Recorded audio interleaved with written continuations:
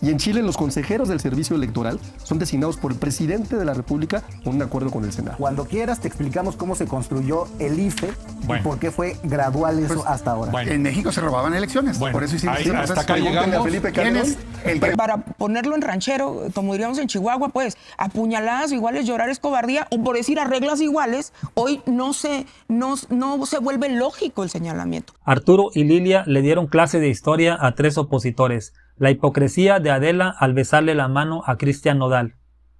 La pregunta es si la 4T capturó finalmente al INE, como ya lo había hecho con el Tribunal Electoral. Se capturaron a las autoridades electorales, como se dice en algunos medios, incluyéndome, por cierto.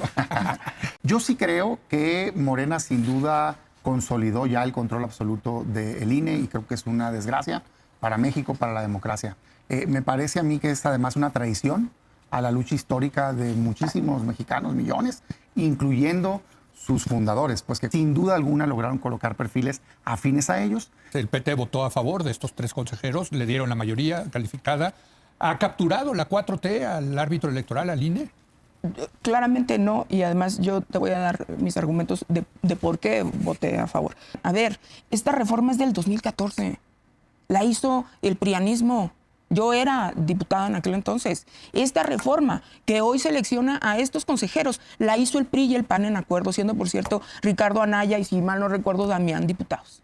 O uno senador y el otro diputado. Y estas mismas reglas que hoy le están aplicando a los compañeros que fueron elegidos fueron aplicadas para la elección de Lorenzo Córdoba, Ciro Murayama, Dania Rabel, todas. Y todos los que estuvieron en el Consejo General. Lo que pasa es que yo, y lo digo como una convicción, creo que también a veces en los análisis hay un montonal pues de rompimiento de paradigmas, porque como decía alguna vez el profesor Alberto Anaya en una reunión hace muchos años que tuvo con quien fue el secretario de Hacienda, el problema es que leímos en distintos libros. Pues esa es la verdad. Y lo digo con convicción. A ver, yo conozco a Arturo Chávez. Arturo Chávez fue mi jefe en la UNAM. Cuando yo entré a dar clases a sociología, de ahí lo conozco. Es un compañero que ha sido ciertamente de izquierda, sí, pero eso no lo desacredita para ser consejero. No, En efecto, se están utilizando las mismas reglas para definir a los consejeros, reglas que entonces desde Morena se señalaba que permitían que la mayoría prianista pusiera a sus consejeros y repartieran apenas una cuota menor a la izquierda afín con el régimen, ¿no? Qué despropósito y qué absurdo descalificar un proceso que a mí me pareció que cumplió con todo lo que tenía que cumplirse para avanzar en un tema tan importante. 476 personas registradas, 369 personas pasaron después a una etapa, después vinieron los filtros. Fíjate qué curioso. Ellos decían que Roberto Carlos Félix, que Pedro Pablo Chirinos, que Juan Manuel Vázquez Barajas iban a ser los que iban a acabar en esa tercia, ¿no? Muchos de ellos, ¿no? Y curiosamente no sucedió. Y entre otros nombres también, ¿no?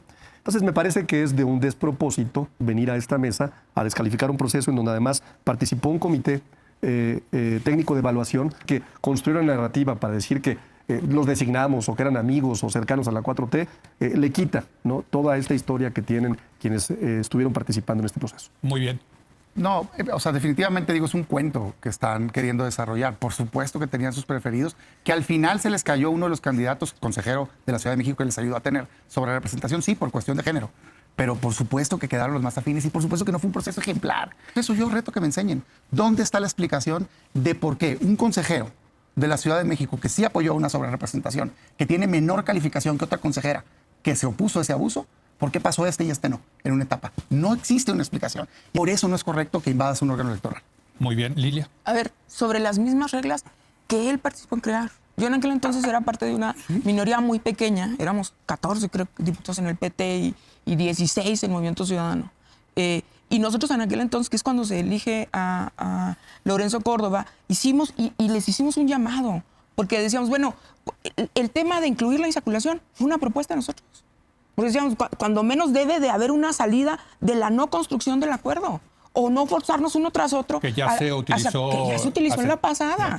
Sí. En tiempos de la 4T. O sea, yo, un poco, para ponerlo en ranchero, como diríamos en Chihuahua, pues, apuñaladas iguales, llorar es cobardía, o por decir a reglas iguales, hoy no se vuelve lógico el señalamiento. Yo sí creo que hay una diferencia que tiene que ver con el cambio de paradigma ideológico. A ver, Y lo digo, vamos a decir, como dijo Santiago Krill en alguna ocasión, en sentido contrario, lo que hoy se argumenta en contra de Arturo Chávez es que es de izquierda. No. Sí, Que es del equipo claro de la que sí. presidenta. Discúlpame, pero no. No, que es del porque equipo de la mira, presidenta. ahorita decía Gibran algo. Del grupo Es de que, Morena. es que había Eso es lo que que, critica. eran cosas, se elegía gente con mucho prestigio. ¿En qué consiste el prestigio? En estudiar en Turín, como lo hizo Lorenzo Córdoba, o en Colombia, como lo hizo Luis Carlos Lugalde, o en estudiar No, en Colombia sí, ¿eh? en la UNAM. En Colombia no te metas. O sea, bueno, ese fue el comentario de Harvard, de mala leche de Harvard, pero bueno. Como tampoco estoy de acuerdo De con hecho, los que dije se que hacen había en sido sentido un contrario espejismo el primer en IFE. contra de los de Harvard. No, un poco lo que quiero decir es que Arturo ha sido académico toda su vida. Y hoy se le viene a desacreditar solamente porque es de izquierda. Eso me parece tan terrible como lo que se hacía en sentido contrario. En el que la izquierda podría tomarlo bien con sus propios especialistas en la materia electoral, construir un árbitro desde la posición ideológica que se quiera, pero con solvencia y sí haciendo caso al mérito. Arturo. A mí me llama la atención que se hable de la sobrerepresentación en esta mesa, como si no hubiera ya una sentencia del Tribunal Electoral jurídica, legal, diciendo que no existe esa mal llamada sobrerepresentación. Y es la forma en la que se dirimen las controversias, la litis, ¿no? El tribunal dijo que Andrés Manuel no ganó en 2006. Si tú y Ya. yo, Gibran, tenemos una diferencia, o si Damián y yo tenemos una diferencia que es irreconciliable, tiene que entrar un tercero.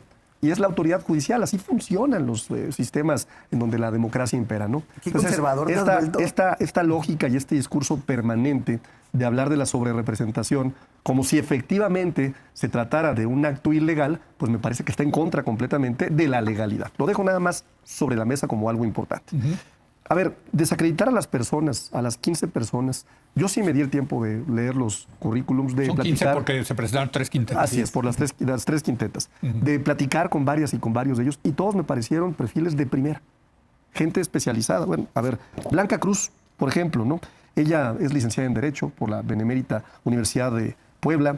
Es Frida Gómez también, ¿no? Frida, por ejemplo, licenciada en Derecho por la Autónoma de Nuevo León, maestra en Finanzas y en Administración, actual titular del órgano interno de control del Instituto Electoral de Tamaulipas. Una sola cosa que debo decir, nada más. Sí. ¿Qué les molesta?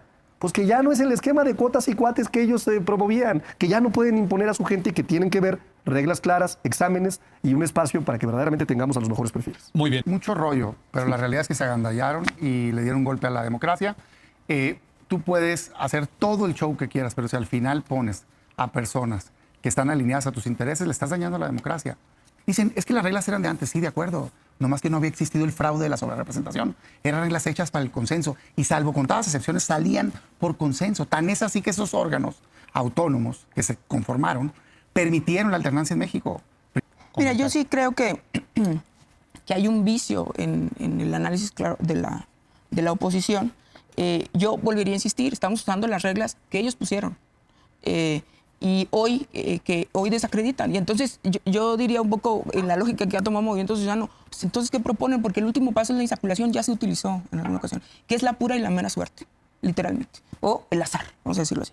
Yo que sí creo que es un análisis que tiene que ver con paradigmas, que antes, a mí no se me olvida la semana pasada, este colaborador que tú tienes, el señor Tello, Javier Tello, que decía, es que este es el status quo, cuando estábamos hablando del tema de China y de un poco del comunismo y tal, y entonces él te decía en la mesa de la semana pasada, decía, lo que pasa es que tú estás pensando también en el status quo que existía también en la época pues de Thatcher y estas cosas. Yo creo que de ahí un poco viene también el análisis, lo digo respetuosa y cariñosamente y tú lo sabes. Por eso hacía referencia al de que tiene que ver con que leímos en otros libros. A mí me parece que estamos siguiendo las mismas reglas y que se siguió un proceso abierto donde todo el mundo pudo participar. Diciendo eso, y yo creo que en esas reglas, mira, yo te voy a decir, los actuales consejeros que también han tachado de ser parte del movimiento, por ejemplo, a nosotros en el PT nos han multado una y otra vez porque nos reunimos cada semana los miércoles, somos completamente colectivos. Bueno, se han atrevido a decirnos los consejeros que en el PT deberíamos de reunirnos por Zoom en lugar de reunirnos semanalmente, porque su concepción de la colectividad no es la misma que la nuestra. ¿No? Desacreditar la carrera de estas dos mujeres me parece un despropósito. Muy bien. Gibran, un último comentario. Es buena noticia que hayan quedado dos mujeres. Es mejor eso a que hubiera sido el caso inverso. La verdad es que los perfiles son cuestionables por las razones que ya hemos dicho. Han convalidado malas prácticas electorales. Por otra parte, no sé si nosotros tampoco hemos leído en los mismos libros, Lilia. No sé si es por la diferencia de universidad, porque yo vengo de la UNAM, o en qué parte del libro rojo estaba la materia electoral.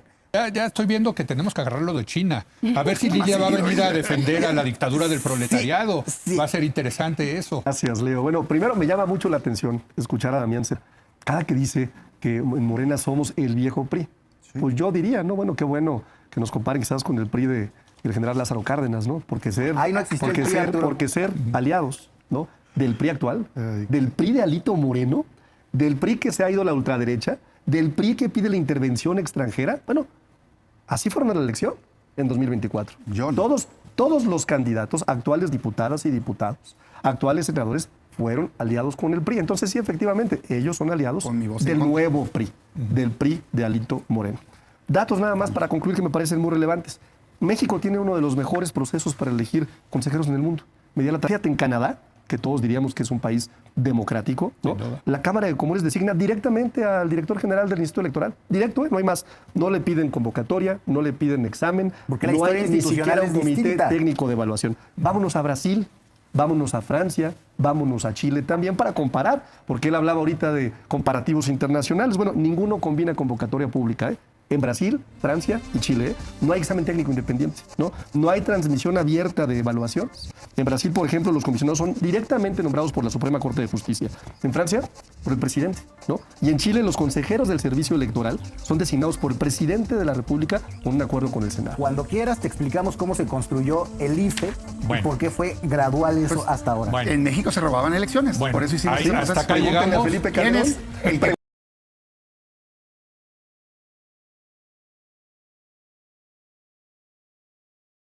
Sí, de entrada el conductor dice, yo estoy de acuerdo de que Morena se apoderó del INE. De ahí pues ya se pudrió todo, ¿no? O sea, él debe escuchar, no dar su opinión. Pero bueno, y le dice Lilia y le dice Arturo, pues jugando con las reglas que ustedes crearon, compadre, es muy sencillo. Se quejan de la sobrerepresentación, pues no les gusta la ley. Eso no lo puso Morena, lo puso el tribunal que le dio la razón a Morena. Las leyes, no quiero que pongan a los consejeros electorales. Porque no, nada más porque no le gusta a Leo y a Damián.